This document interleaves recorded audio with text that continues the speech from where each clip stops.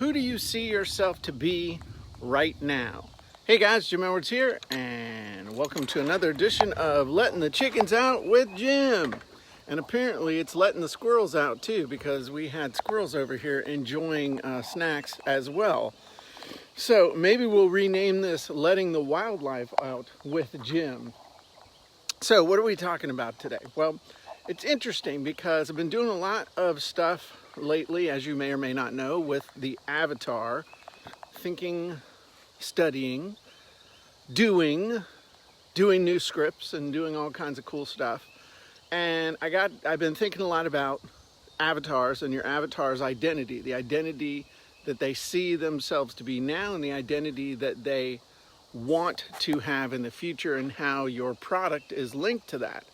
And then I started thinking about, well, if the identity that our avatar has about themselves right now is going to impact our ability to sell them, how does our own identity impact our ability to sell, our ability to communicate, our ability to build our business? And I realized that who you see yourself to be right now, who you define yourself as in all different situations, has maximum impact on whether you get results or not. What am I talking about? Well, if you see yourself as someone who is able to sell, who is capable of building a business, who is the kind of person who can learn what they need to learn in order to accomplish what they need to accomplish, then pretty much you're going to do well when it comes to your online business. Of course, we all have our bumps and bruises along the way, but typically,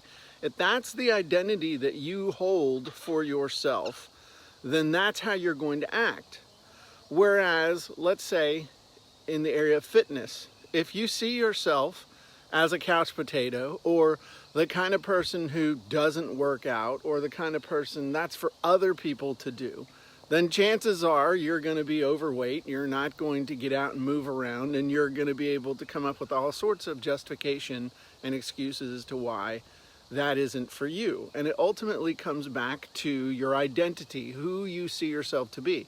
Because if you think about it, just like with your ideal customer, their desires, their short-term desires, their long-term desires, their number one desire, their pain, their problems, their questions, their roadblocks, all of those things radiate back to the identity that they have for themselves.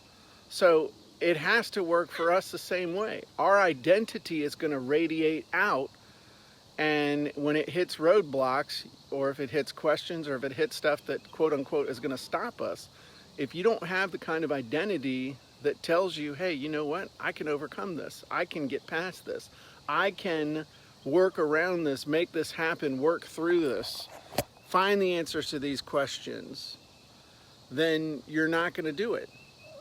But if you do, then you will.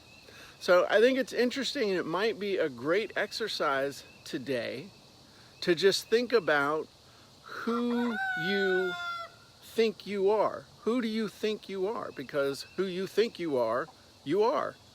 So anyway, some cool stuff to think about. Lots of neat things happening with the avatar. The chickens seem to be splitting into two groups. The groups that are waiting for more snacks and the ones who are taking advantage of the snacks that have already been delivered. Maybe there's something there too. Don't know. Anyway, have a wonderful day. And by the way, if you have not gotten a copy of my book, Copywriting Secrets, many people are calling it a modern day classic. You can get a copy of Copywriting Secrets at copywritingsecrets.com. I'll pay for the book. You just pay a small shipping and handling. I'm Jim Edwards. Have a great day, and I'll talk to you soon. Bye-bye, everybody.